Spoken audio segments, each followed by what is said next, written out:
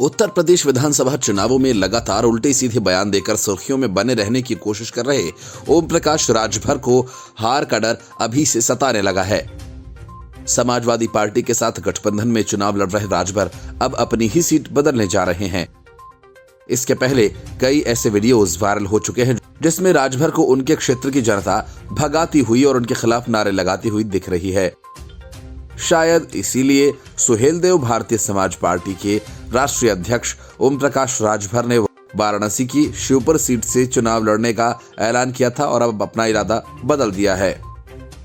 राजभर अब अपनी परंपरागत सीट जहूराबाद से ही चुनाव लड़ेंगे।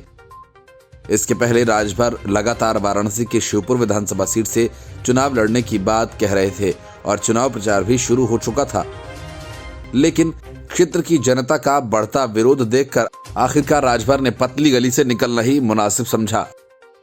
अब राजभर गाजीपुर की जहूराबाद विधानसभा सीट से ताल ठोकेंगे। राजभर पिछले चुनाव में भी इस सीट से निर्वाचित हुए थे।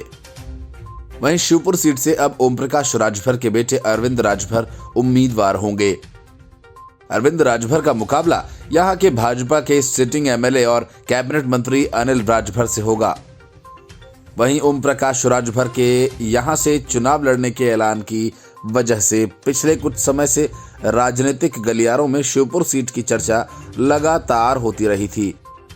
भाजपा के अनिल राजभर ने भी बयान दिया कि ओम प्रकाश राजभर अगर यहां से चुनाव लड़ते हैं तो उनकी जमानत जब्त हो जाएगी।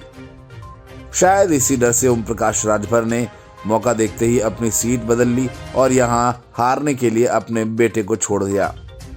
वहीं राजभर की सुहेलदेव भारतीय समाज पार्टी ने 5 और टिकटों का भी ऐलान कर दिया है। इसमें संडीला से प्रदेश के प्रदेश अध्यक्ष सुनील अर्कवंशी, सीतापुर के मिश्रिक से मनोज राजवंशी और बहराइच के बलहा से महिला मोर्चा की राष्ट्रीय महासचिव ललिता पासवान को चुनाव लड़ाने का ऐलान किया गया। साथ ही वाराणसी के शिवपुर सीट से ओम प्रकाश राजभर के बेटे अरविंद राजभर के नाम का भी जिक्र इस लिस्ट में है। वहीं ओम प्रकाश राजभर 2017 के विधानसभा चुनाव में गाजीपुर जिले की जहूराबाद विधानसभा से विधायक चुने गए थे और भाजपा सरकार में वह कैबिनेट मंत्री भी बने, लेकिन बाद में उन्होंने इस्तीफा दे दिया था।